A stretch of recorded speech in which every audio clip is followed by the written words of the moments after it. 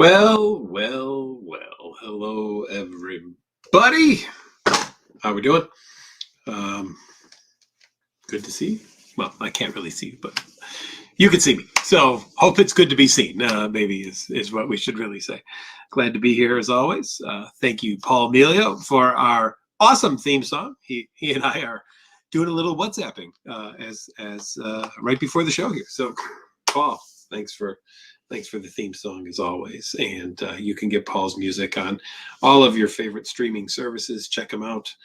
I know he would appreciate it. And he said to me, someone reached out to him and even wanted some of his lyrics because they wanted to do a little tattoo of part of his song, which he thought was awesome, and I think is amazing too. So good on you, everybody. So thank you, Paul, as always, and we'll have Paul back on again sometime in the future. Always fun. He's just, when you're in a different country, the time zone changes are a little ridiculous, but luckily he seems to be a late night person. So. All right, let's get going here. Richard says, hi, Dr. McGrath. I've been in treatment at, I'm not going to say where, not in OCD, somewhere else, for a week and a half. Oh, you're doing a program. Okay. You feel your therapist is disconnected from you. You've done like 6 exposures so far and always in a rush to see some other patient. I also don't find that CBT and DBT sessions very useful. They're like talk therapies. Do you recommend changing a therapist? I feel like you're making no progress. Well, I think it's really worth reaching out to that therapist and letting them know that you're not feeling like you're making the progress that you would like to be making, and that you really want to focus more on ERP work, and that's got to be where you really see the change.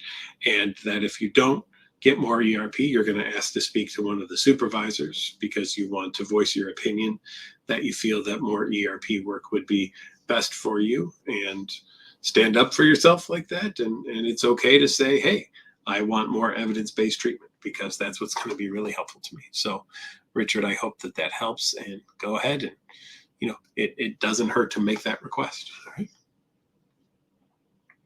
US says, hi, my OCD is related to using the bathroom, and in particular bodily waste.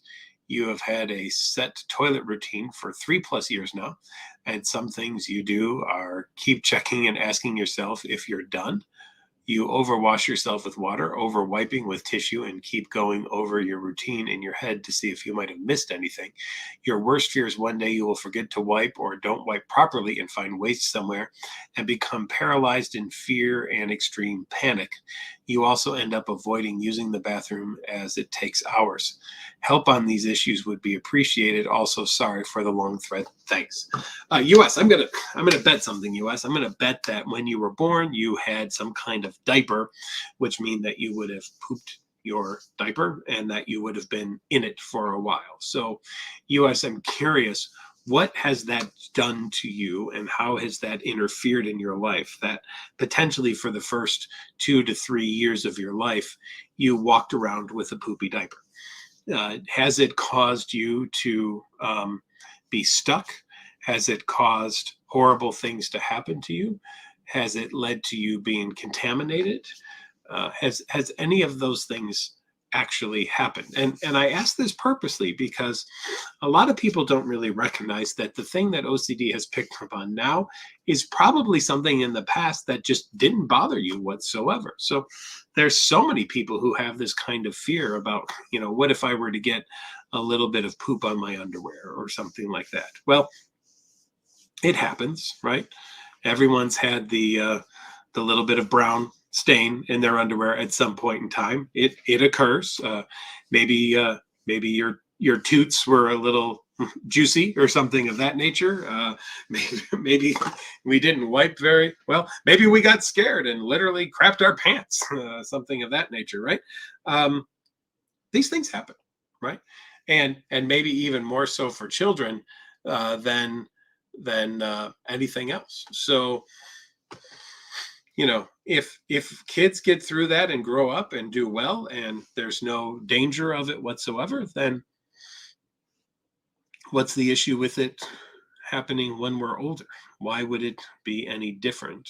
And how how would it cause harm? What what would the harm be in this? Now, maybe it's no harm. Maybe it's just that I'm going to feel really uncomfortable, and it's going to, as you say here, paralyze you in fear and extreme panic. But I'm just curious, what is there to panic about? If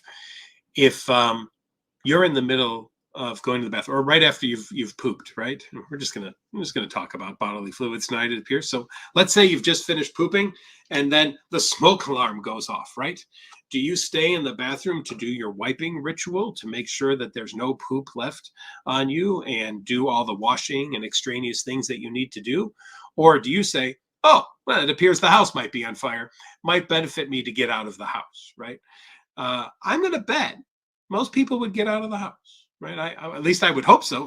OCD may say, oh, no, no, you can't leave the house because first you have to make sure that you're totally clean, right?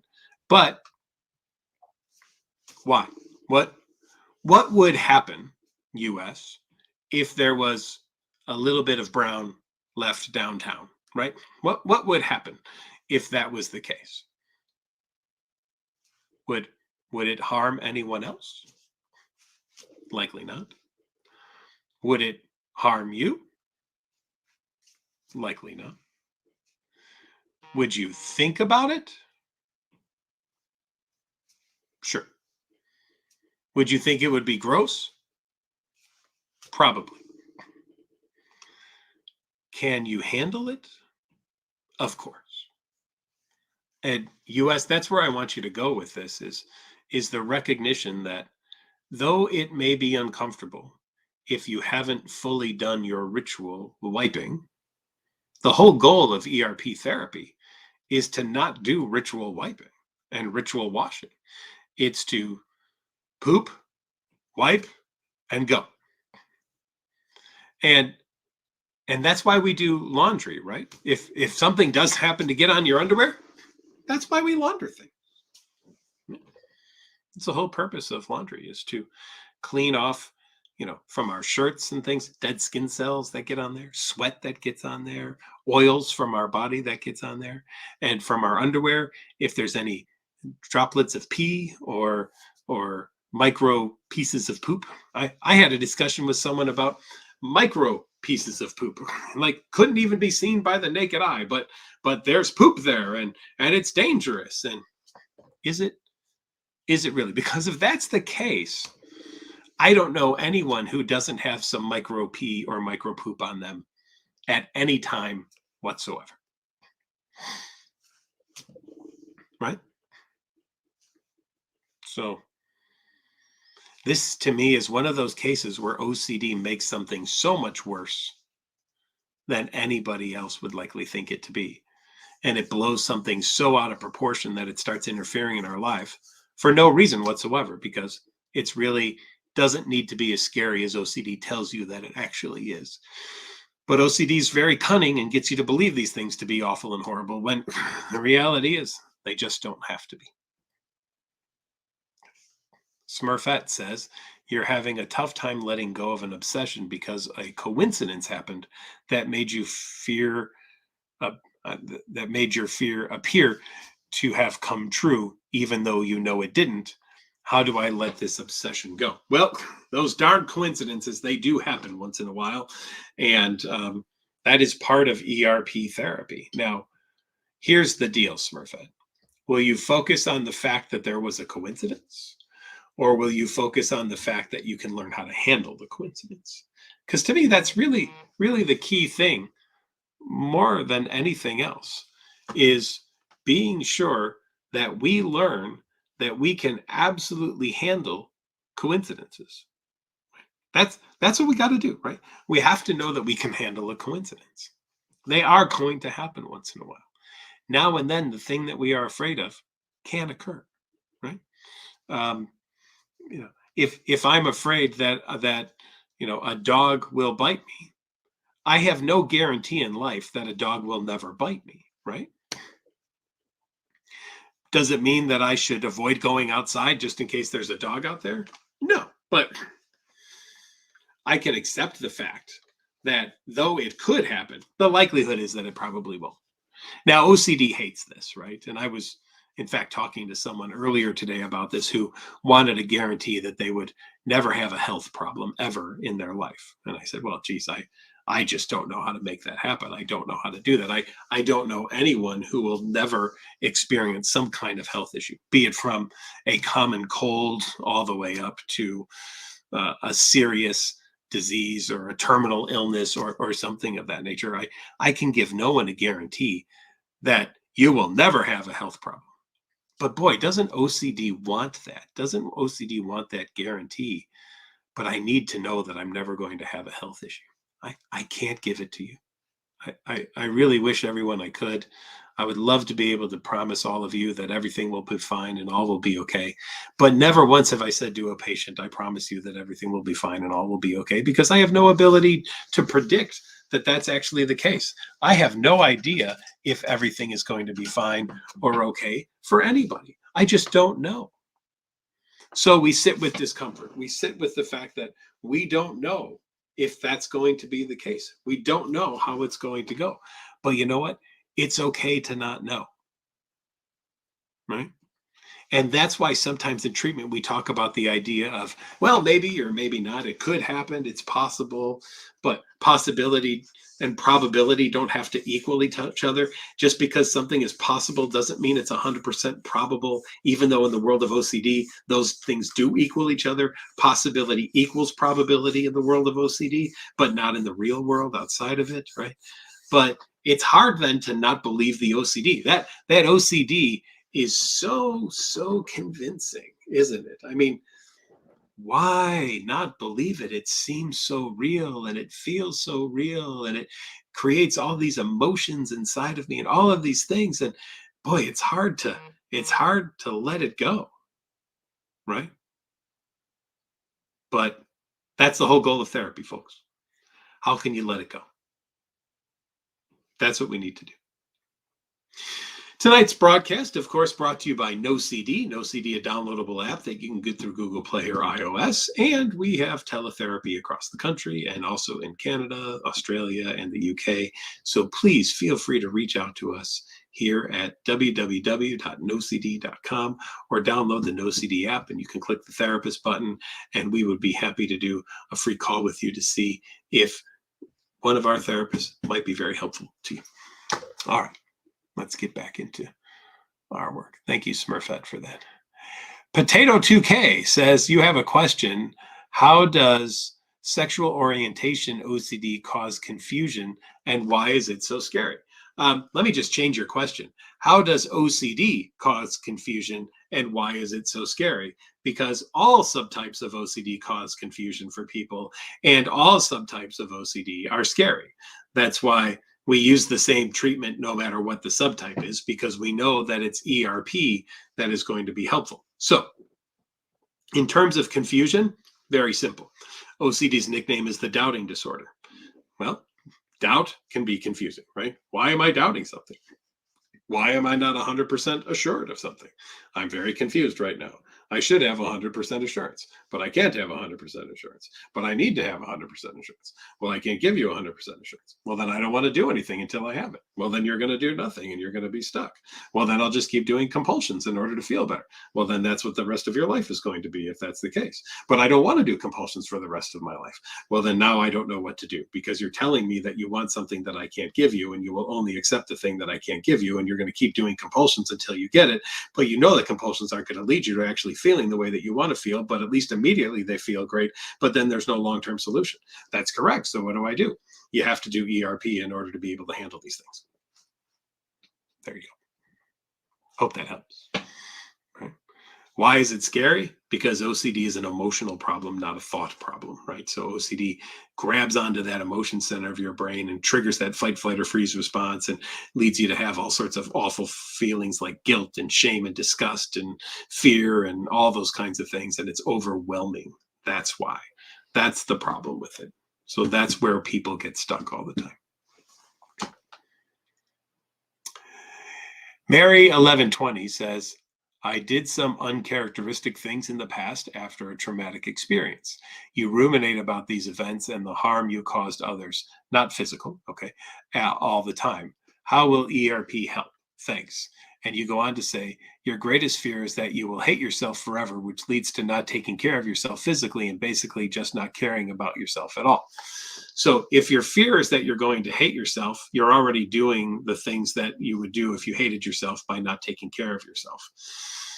So Mary 1120, and anyone else out there, by the way, who might have done something in the past that you look back on now with some shame or regret or just wish you hadn't done, when should we stop the beating process, right? When should we stop picking on everyone?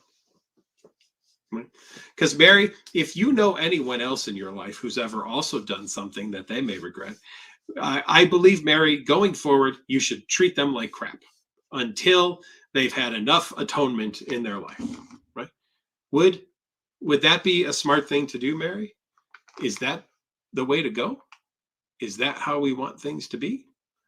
Or, Mary, would it be best if potentially you allow yourself to sit with the fact that I, Mary 1120, am a human being who has flaws and has made mistakes and has learned from them and has decided in the future, I'd like not to do certain types of things because I want to do other things instead. And that is an acceptable experience in how humans live and learn and become better people. Or is it I, Mary 1120, having made a mistake in the past, now must beat the crap out of myself for the rest of my life in order to prevent myself from ever making that mistake ever again, because only then will I prevent myself from ever doing it. And that's the only way to deal with the shame and all the other things and guilt and everything else that I'm feeling, to make sure that I, Mary 1120, will never again be a human. I will be a god. And because it is only some kind of a god or demigod or higher power or whatever you want to call it, superhuman, Marvel character, DC comic, only they potentially never make a mistake. But all of them do, because all of them seem to be flawed anyway in some way, shape, or form. So, so now, Mary 1120, you must be better than anyone else in the history of the entire world in order to just be okay, right? I can only be okay if I'm better than everybody else. I live like this, right? Here's everybody else, and that's fine for them. And to be equal to them, here's where I must perform. And if I do anything below this, I'm way down here. I'm not even on the screen anymore. That's how low I am, right? So, Mary, I want you to be able to be here and be okay with where everybody else is, and to recognize that you're not special, Mary. You're unique, but you're not special. The rules of the world don't apply to you differently than they do to everybody else. They apply to everybody the same. And other people have goofed up and made mistakes, and so can you. Okay. Nathan C. says, hi, Dr. McGrath. Can you please give a step-by-step process for ERP? When the OCD urge kicks in, do this, then this. Thank you in advance. I can give a general kind of thing, Nathan, which is when the OCD urge kicks in, what can I do that's the opposite of what the urge is to do to neutralize the OCD in that moment, right? It's all, Nathan, about response prevention. How do I do good response prevention? How do I sit with the discomfort or live with discomfort that OCD creates, and allow myself to recognize that just because I'm uncomfortable doesn't mean that I have to do something to make it go away? Because is it really true or real, or is it just obsessive compulsive disorder, right? It could just be OCD. Could very well be, right? And is that okay? Is that acceptable? Or is that not okay and not acceptable, right? I can't have this OCD thing there. That's not right. I need to neutralize it right away. Now, the step-by-step process is to acknowledge the fact that there's a compulsion sitting out there that I'd like to do right now, and therefore I'm going to choose not to do that compulsion. I'm going to allow the discomfort to be there, and I'm going to learn that I can handle it. For many people, there will be habituation. That discomfort will decrease over time, or guilt will decrease over time, or shame will decrease over time, or disgust will decrease over time, whatever it might be that you experience. And for other people, maybe it won't, right? Maybe it will always feel bad, but you'll learn that just because it feels bad doesn't mean it's true, doesn't mean it's real, and that you can handle it, and that you can still go on living your life even though it feels bad. That's the way we approach it. So Nathan, I hope that helps. I hope that gives you the answer you were looking.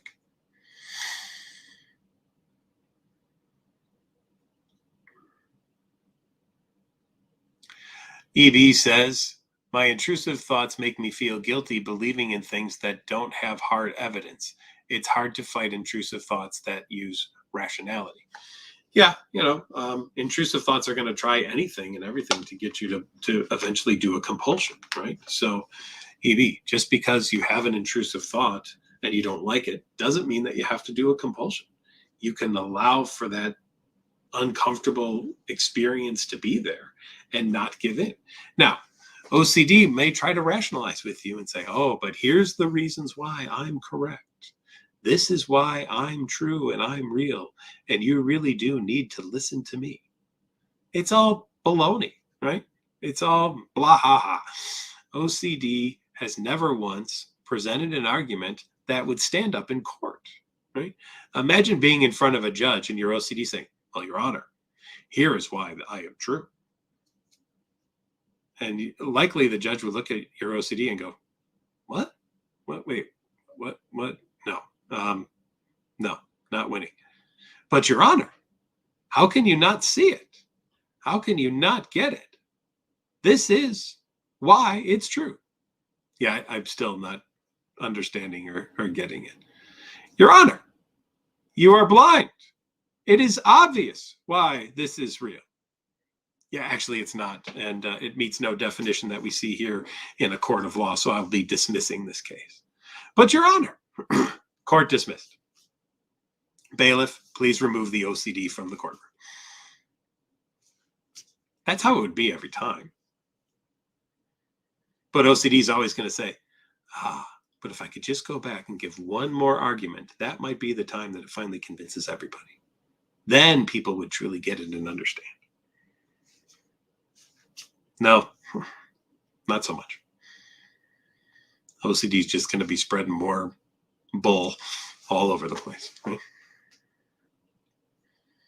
John Michael says, being in the same place as when my OCD initially was at its worst has been triggering in and of itself. Any reason this could be, and any advice? Josh Michael, sorry, Josh.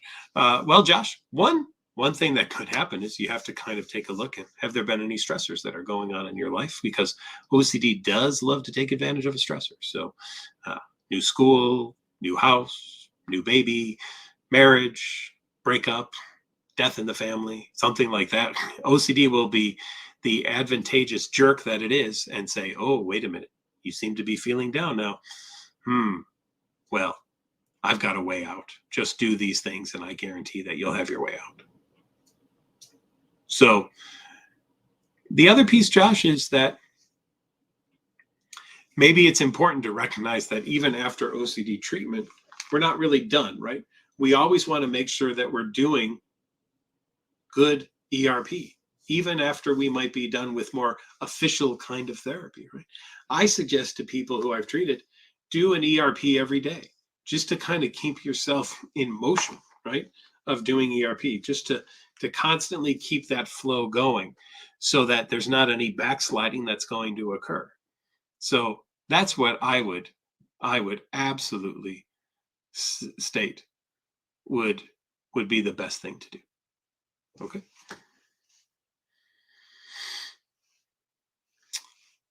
Jem says, what's the best way to get back on track when you've taken a lot of steps back, but not all?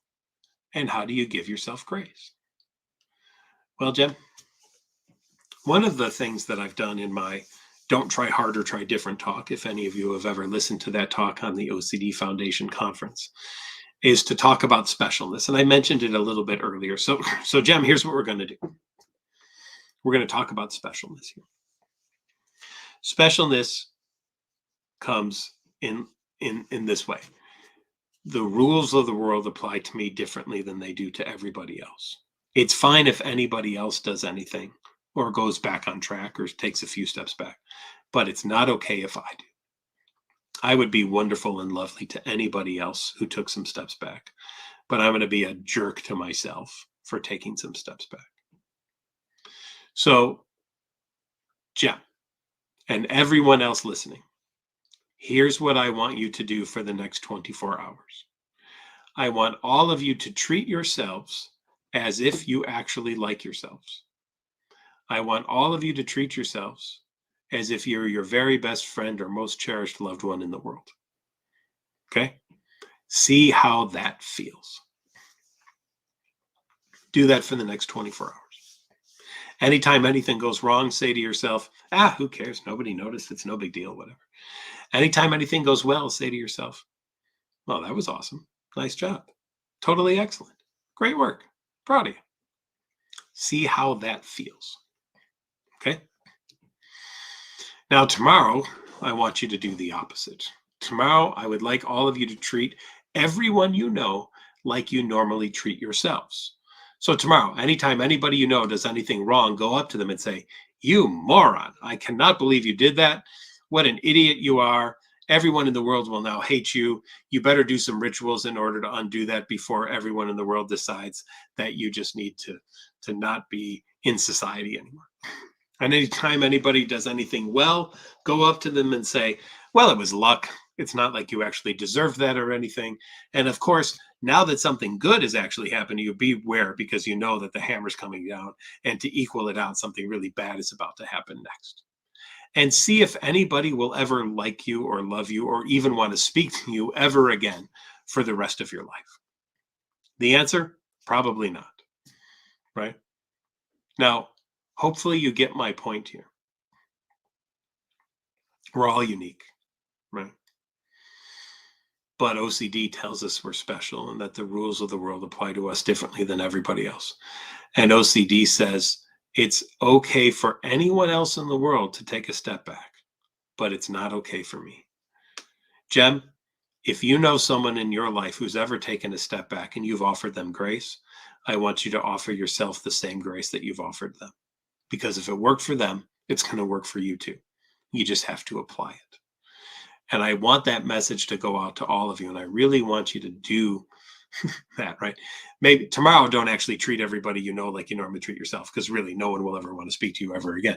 But what would it be like if for the next 24 hours, all of you decided, I'm just going to treat myself like I like myself, and see what it was actually like to do? I think it'd be game-changing if you did it. You have to decide if you feel that you're worth doing that for.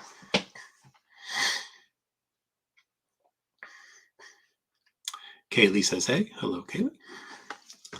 Chavs 2090 says, hello, you're a mother of 4 young children, all under 5. You recently gave birth about a month ago, and before giving birth, you started experiencing abnormal anxieties where you started having thoughts and then it stops. And compulsions. There we go. You thought it was nesting, but after researching, it turns out it was OCD contamination. How can you help me to relieve these horrendous thoughts? Well, Chavs 2090, here's a couple of things that we know. Number one, anytime that someone has a baby, it's an opportunity for OCD to step in. So we know that there's perinatal OCD, that hormonal changes and the stressors of having a child can be a kickoff for OCD. We also know that it can happen in males as well as in females, right? So I've seen men who have perinatal and postpartum OCD because it's a big stressor on them as well too, even though they weren't the ones experiencing the hormonal changes and the ones having the baby. All right, so I just want to reinforce that. Number one, this happens across the board. All right, OCD does not discriminate in this kind of thing. Chavs 2090, very treatable. Let me recommend, get in touch with a therapist. Reach out to us at NoCD if that's an option for you. Let us help you with this. There are very good exposure and response prevention therapies that one can do in order to learn how to sit with these fears of, what if I were to contaminate myself or my children or something of that nature. What if I don't clean myself or them enough? All those kinds of things. This is very treatable. And in fact, especially after having a child like this, a very common kind of experience as well too. And you might say, but I've had a couple of other kids and it never happened before. Maybe it didn't, right? And fortunate for you that it didn't on the other ones. But hey, every time that these hormonal changes happen or the pregnancy occurs could be an opportunity for OCD to try to come back. And this time the die roll was OCD1, unfortunately. But we can help you with that, and we can teach you how to do ERP so that you will not be so afraid of contamination anymore. All right. W somebody R says, is it possible that I don't really have contamination OCD? You were diagnosed with it, and your behavior is that you just strictly follow the rules of staying safe during a pandemic. Hard to say. I mean, is it possible? I would look at this. If that's the only thing that you do and there's nothing else, maybe you are just strictly following the rules of a pandemic, right? That is a possibility. But if there's anything else outside of that, then I would go with OCD probably. Now, strictly following the rules. Let's talk about that a little bit, because the definition of a compulsion involves very strict rule following, right? So that could be right there the definition of a compulsion. It's hard to say without actually talking to you, but I would really want to take a look at what was used to diagnose you. You know, like we use a validated measure for diagnosing OCD here at NOCD. So that to us is very important to assure that we get a good diagnosis for people. We want to make sure that that actually happens. Because we find it important to really be able to tell people with confidence that this is the diagnosis that we're seeing going on. So W somebody R, I would say, if there's anything outside of the pandemic, I'd feel very confident in the OCD diagnosis. If it's just following the rules strictly, it could be OCD, and it could be that you're a very strict rule follower too. And I would go back to the person who diagnosed you one time. That's it, because the more you do that, the more checking it is. And I would just say, you know, walk me through the reason why you feel this is OCD. And a good provider would not do that more than once either with you in order to not be giving you reassurance as well. All right. DS says, hi.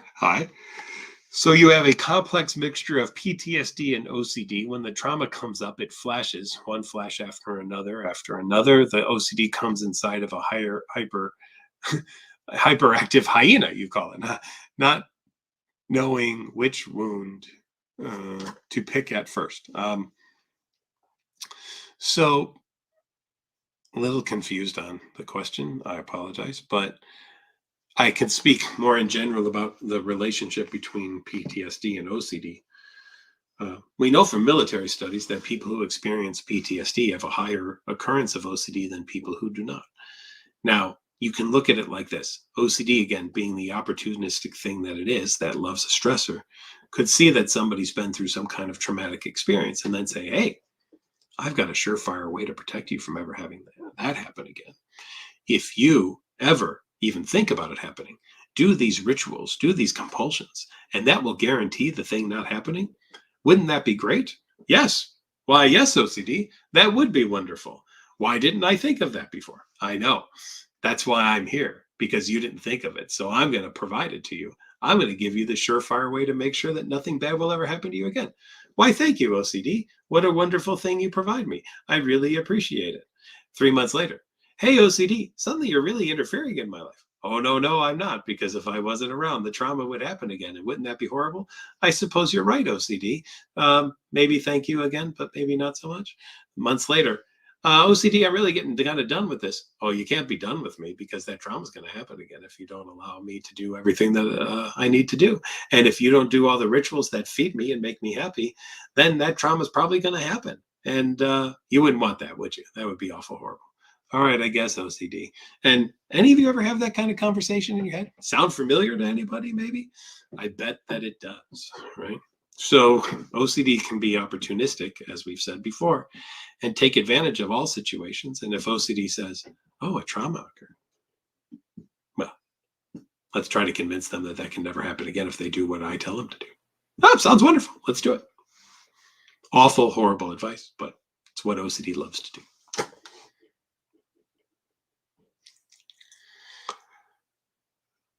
Michelle says, why do I have a few good days? Intrusive thoughts are in the back of your head, and then you have a few bad days after. Michelle, I would guarantee, well, I'm not going to say guarantee because I don't make no guarantees. I would bet, Michelle, lots of money, that on the good days, you probably lax up on some ERP because you're like, oh, well, I'm feeling good. I don't need to do any ERP and practice anything. And then kind of things backslide a little bit. So, Michelle, even on really good days, it's still really important to do some ERP exercises to help maintain those good days. And that's what I would say is my first piece of advice to you. Make sure that you're still doing the exercises that you need to do to challenge your OCD every single day, even on a day where you're feeling good. Master As in One says, you have a compulsion of when you take your medication at night, you have to take pills out of each bottle and make sure you have enough for a week.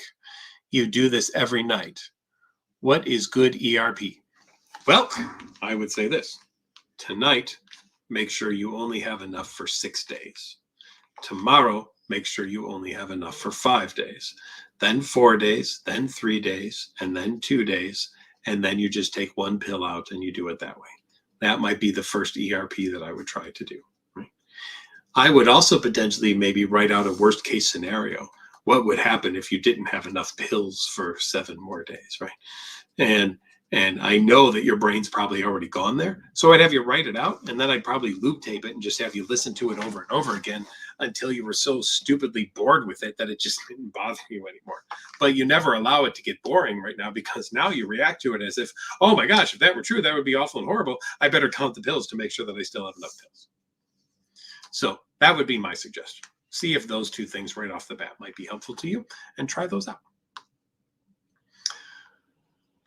Shav 2090 says, compulsions. Oh, wait, that was one we did before. Okay. Jin J says, your brain constantly scans over memories to try and remember them. You worry you did something wrong, which you just can't remember. Your brain says, but what if it's not OCD? What would be a good exposure? Well, Jin J, there may be things you've done that you don't remember. I can guarantee all of you there are things I've done in my life that I don't remember. That's number one. I can also guarantee you there's things that I remember that other people remember differently. I'll give you one example. The day my grandmother died, back when I was in 5th grade, I remember answering the phone, and my grandfather was on the phone saying he needed to talk to my mom. My mom remembers me being asleep and her answering the phone and her running out of the house, getting in the car and driving over to my grandparents' house. We both think we're right. Both of us have a memory about that day, and both of us think we're right. So you know what I do? I live with not knowing which one is exactly correct. Okay. You know what? Because in the end, why does it really matter? Right? Now, for those of you with false memory OCD, you don't like that example. You're like, oh, but wait a minute. Does that then mean that I might remember something differently than was? It is possible, right? But just because it's possible, does that have to mean that it was the worst case scenario? But you'll say, but what if it was? And let's remember OCD's favorite phrase is, yeah, but what if, right? Yeah, but what if, yeah, but what if, yeah, but what if.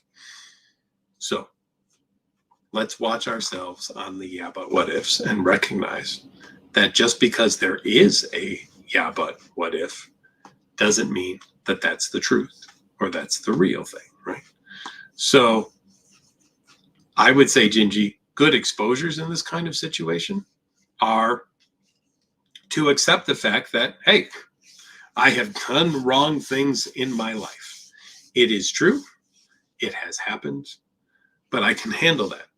Because why? As we said earlier, because I am a human being, and like all other human beings alive on this planet, I have done things that maybe I don't like, that I regret, that I'm sorry about, and that is because I am a human.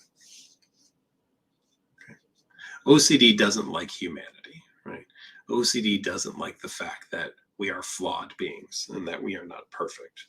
OCD hates that, in fact. OCD says, well, that's just not acceptable, right? You must be perfect. There must be no way for you to ever have done anything bad or wrong or awful or horrible at all. Well, that's ridiculous, because that's just not possible. Okay? It just doesn't work that way. Not in any way whatsoever. And Zulema says, can false memories happen out of nowhere? OCD can do anything that it wants, right? OCD could say one day, hey, are you sure that you know that you did that or didn't do that? I mean, OCD can always do that. Doesn't mean that it's right or true or real, but OCD can absolutely always do that at any time. Love Lana is here tonight. Hello, Love Lana. Good to have you back. Wendy says, when dealing with intrusive thoughts, should you always acknowledge it, or is it okay to just accept its presence and let it be there? Well, I would say by accepting its presence and letting it be there, you're acknowledging it and then you're moving on. So I think you're doing the same thing. I have tinnitus. I've said that on here before. So tinnitus, for those who don't know, is a ringing in the ears. To me, it always sounds like I've walked out of a concert. It is annoying as can be. I can't stand it. Drives me nuts, right? But nothing I can do about it. So I live with it, and I live with the annoyance of it. It's pretty loud right now because I'm talking about it, and therefore that brings it to my conscious awareness. But then it's going to fade into the background later on, and it's not going to be so loud. Even though I'm hearing it, I won't even necessarily notice it later on. So I can live with something that's intrusive, and I can acknowledge it being there, and I can accept it's there, and I'm going to just let it be, because there's not a darn thing that I can do about it. Now, I want all of you to think about what I'm saying here. If you have an opportunity, if any of you has, like an organ in your home or a keyboard or something like that, here's what I want you to do. I want you to turn your keyboard on. I want you to put a weight on the highest key on your keyboard. And I just want you to let that sound play for the next 24 hours. Okay? Just nonstop. Just let it play for 24 hours and see how you feel after 24 hours. And I'm going to bet most of you are going to be annoyed as hell, right? Now, imagine that sound like I've had it for over 25 years, because that's the sound that I hear. This really high-pitched, sounds like somebody's put a rock on an organ key and left it there for 25 years. I do nothing to attempt to make it go away, because guess what? It ain't going away. It's not a darn thing that I can do to make it go away. So I'm not going to waste my time, and I'm not going to waste my energy on trying to make it go away. I live with it. It's there. There's nothing I can do about it. So now I adjust my life accordingly. And even though it is there and it is annoying and I don't like it, I handle it. I don't have to like it, but I handle it. I'm asking every one of you to do the exact same thing. The difference between what I experience and what you experience is that yours is an image, or yours is a feeling, or yours is an urge, or yours is some words, and mine is a sound.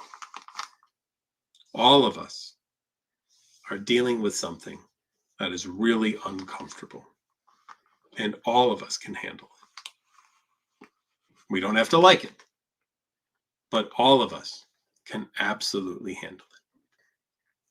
A reminder to everyone, tonight's broadcast brought to you by NoCD. NoCD, a downloadable app you can get through Google Play or iOS. Check us out. We are available in the US and in Canada and Australia and the UK for teletherapy. So please reach out to us at www.nocd.com.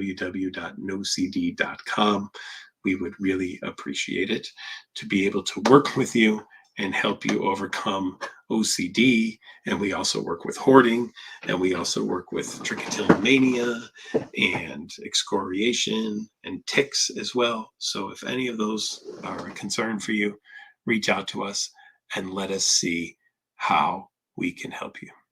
All right. All right. Okay. Dana says you became totally paralyzed as a result of ERP. Um, Feels like the ugliness of the trauma. Well, I don't know if that is related to something else, Dana. Let me see. Oh, there's some other things there. I think we kind of answered that though from earlier, so we'll move on. Um, let's see. Legacy says your first session with an OCD is in less than 10 days. Awesome. Good to hear. But your OCD keeps telling you that you did do what you're saying you didn't, and you no longer know what to believe, although there is no evidence. And then it says having a second, but it's cut off there. So I think a lot of people are typing all at the same time. So that's it. Well, Legacy, I'm glad that you are coming in for an OCD session, and I hope that that's very, very helpful to you. So, and just recognize that just because OCD tells you something doesn't mean it's true. I mean, I found OCD to be more of a liar than anything else. It's a very convincing liar, but it's a liar. I mean, OCD gaslights people, right? OCD is a jerk. OCD is a narcissist. OCD is the kind of person that if there was a television show would say, I'd like you to introduce you to OCD now. Now, we've discovered that OCD was married to 4 different people at the same time and stole all their money from them. That's OCD. And now OCD is living in a country where there's no extradition and living off of all the money that they stored in their Cayman Island bank account. That would be OCD, right? That kind of a jerky kind of person.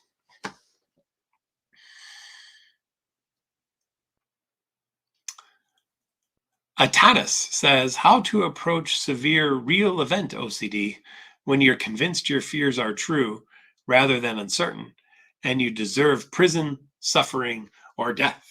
Well, again, just because your OCD may have convinced you of that doesn't have to mean that it is true. Now, Atanas, you have to be open to the idea that working with a therapist could be helpful to you. If you're not open to the idea that someone can help you, then you are going to believe that you deserve prison and suffering, right? But I would want to get across to you, and I'm hoping that by you saying that it is severe real event OCD, that there's still a sliver of you that says this is real event OCD and not reality.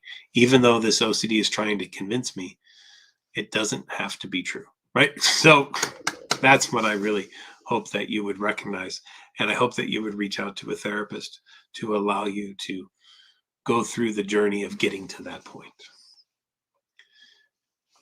Vu says, thank you so much for your support. Oh, happy to do it. Happy holidays. Same to you.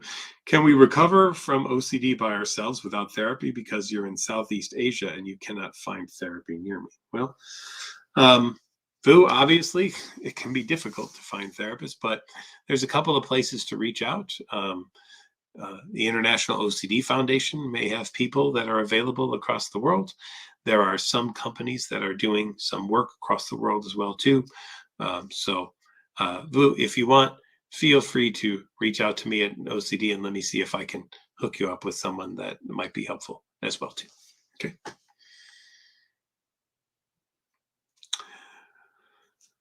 All right. Nadia says, I have a teen who has autism spectrum disorder, OCD/anxiety, was discharged from a was just discharged from a residential treatment center after 2 months, came back home and doesn't engage in OCD management. How do we parents deal with zero engagement? You know, one of the things that I love to kind of work with families on is set up a reward and consequence program. And, you know, one of the things we're doing at NoCD is consultation. So if there's a family who wants a consultation with someone who's an OCD expert, please reach out to NoCD. We do these We call them our 411 sessions to give information to people. And we would be happy to kind of give you some information about things that might be helpful. We can't provide therapy in those sessions, right? Because we don't have the identified patient there, but we can definitely offer some guidance about things that might help to motivate people to get treatment. So, or to do the therapy that they need to do. So Nadia, what I would do is I would just take a look at the fact of how much are you rewarding safety-seeking behaviors? And are you playing any role in providing any of the safety-seeking behaviors that your teen has been wanting or requesting? So if they're doing zero engagement in any kind of treatment, I would suggest, Nadia, you do pretty much zero engagement in any of the safety behaviors that they may request from you. So, for example, I worked with a family who their child wanted a new bar of soap every day because they believed after they used it, the bar was contaminated, so they needed a new bar of soap. So we started with week 1. You'll only get 6 bars of soap this week, and you can either choose not to do a shower on the 7th day, or if you want another bar of soap, you're going to have to use one you've used already, or you're going to have to go to the store and buy your own bar of soap for that day. And the next week it was 5, and the next week it was 4, and the next week it was 3, and we continuously reduced those things. And so the reduction of the things that this kid was using for all of their compulsions was something that the family started engaging in doing. Same thing with laundry. You know, he wanted the family to do his laundry every night for him, and they got to a point where they said, no, you know, if you want your laundry done, you're going to have to do your laundry. That's just what's going to have to happen. And so working on what kind of thing can you do to reduce feeding the OCD is usually the way that we try to go in those types of situations. I hope that helps. Dev says, what advice will you give to someone that cannot get access to therapy for the rest of her life? Well, Dev, I don't know that I know people who wouldn't be able to get access to therapy for the rest of their life, but if you want to explain more why that might happen, I would like to try to answer that question. But even if somebody might live somewhere where therapy might not be available, there can be at least help from some great self-help books or things of that nature that might even at least start you on the process of doing some work. And there are companies that do teletherapy across the world now, like OCD being one of them. So maybe there are some things that could be helpful. Ashley says, why do I feel like harm OCD is really me and not OCD? How do I get past this? Well, that's just one of those tricky little things of OCD, trying to convince you that, oh, by the way, I'm not the problem. You're the problem. Just so you know, Ashley, you are the problem. I mean, I OCD am here to protect you. I'm actually your friend, and if you would just follow along with what I want you to do, believe me, everything would be great. All would be wonderful. Things would be smashingly good.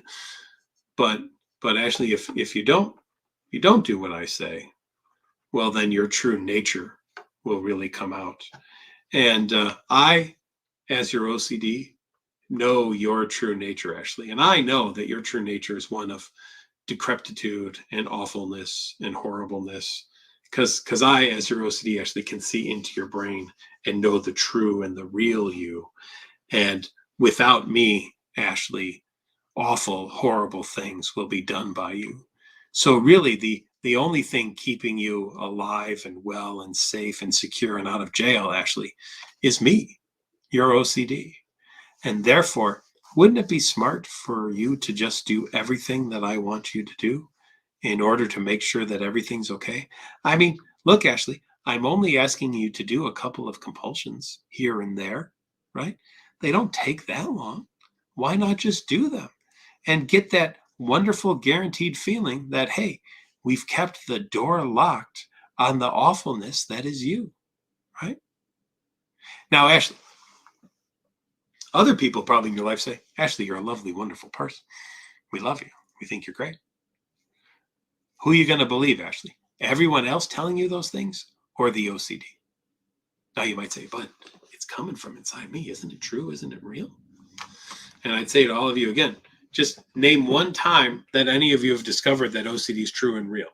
I asked for this 2 shows ago, and no one was able to give me an answer in any at all of these lovely, lovely texts and messages that all of you write to me and to each other. None of you was able to give me one example of when your OCD was correct. So I still haven't found yet a reason to believe the truthfulness of OCD, right? I just have not yet found that to be the case. But OCD keeps trying. Well, Your Honor, I'd like to present one more reason why I'm true. No, OCD, this will now be the 473rd time that you have attempted to convince me that you're real. And again, not good enough to stand up in court. Thank you very much. Good night. Leave. Go home. All right, well, I'll be back tomorrow with 17 more reasons why I believe that I am correct. And I'm really pretty sure tomorrow you're going to finally see I, OCD, am the arbiter of all rightness in the world and know when things are good and right and real and bad and awful and horrible. And without me, people would be in a horrible, horrible state. So it is best, Your Honor, that people hold on to me because I'm correct. I'm OCD. I know what I'm doing. OCD is going to keep trying, right? OCD is going to keep trying. OCD doesn't want to go. OCD likes where it lives. It's made a lovely home in your brain. It's very comfy and cozy up there. It's time to kick it out. And that's what I want all of you to do. And my wish for all of you for 2022 would be that. But we will be back next week. Don't worry not. But I just want everybody to remember, please, over the next 24 hours, treat yourself as you actually like yourself. All right? Treat yourself as if you deserve love and goodness, and that it's okay to feel good, and that it doesn't have to have some underlying awful, horrible meaning behind it if we have a bad feeling about something, because sometimes we just have them. And sometimes a bad feeling is just a bad feeling, and that's all that it is. Okay? Well, everyone, thank you for spending time with me once again. Always appreciate it. Always wonderful to be here with all of you. Once again, download the NoCD app or go to nocd.com if you're looking for teletherapy help. And be good to everyone else, but even more important, be good to yourself. Take care, everyone. Make it a great week.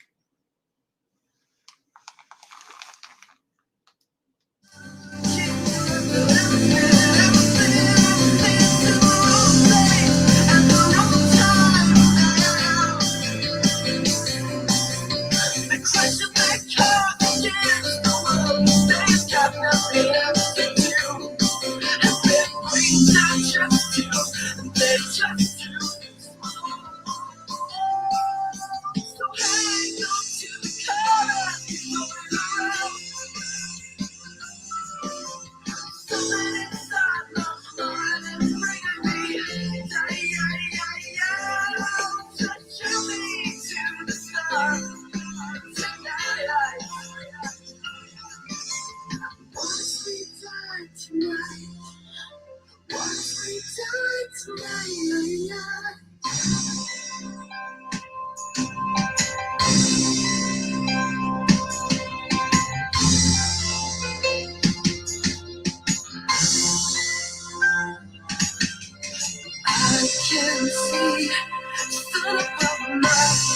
night.